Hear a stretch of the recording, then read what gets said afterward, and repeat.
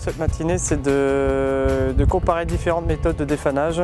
Il existe depuis de nombreuses années une méthode de défanage chimique complètement chimique, à savoir une, deux ou trois applications suivant la difficulté de défanage.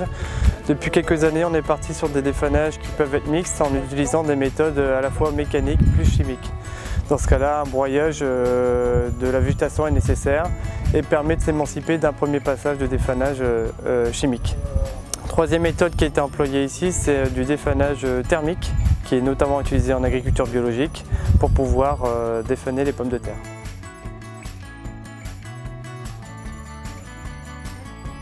Alors aujourd'hui on a eu la démonstration d'un broyeur avec localisation de défanant.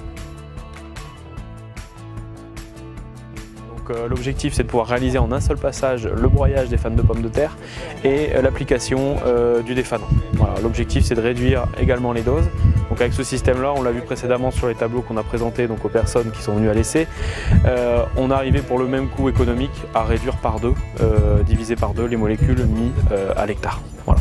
C'est une bonne alternative pour le programme Éco-Phyto et c'est une des solutions, une des voies que peut facilement adopter les agriculteurs dans la région Nord-Pas-de-Calais.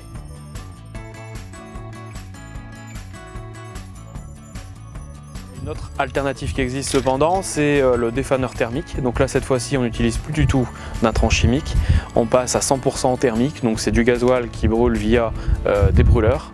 Donc on met une flamme en application sur la butte de pommes de terre et derrière ça vient éjecter les molécules d'eau des cellules de la pomme de terre et donc arrêter la végétation instantanément et derrière détruire les vannes sur les jours qui suivent. Voilà.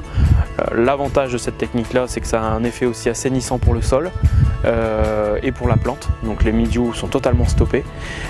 Par contre le gros inconvénient c'est le coût, parce que là on parle quand même d'une consommation de carburant de entre 100 et 200 litres à l'hectare.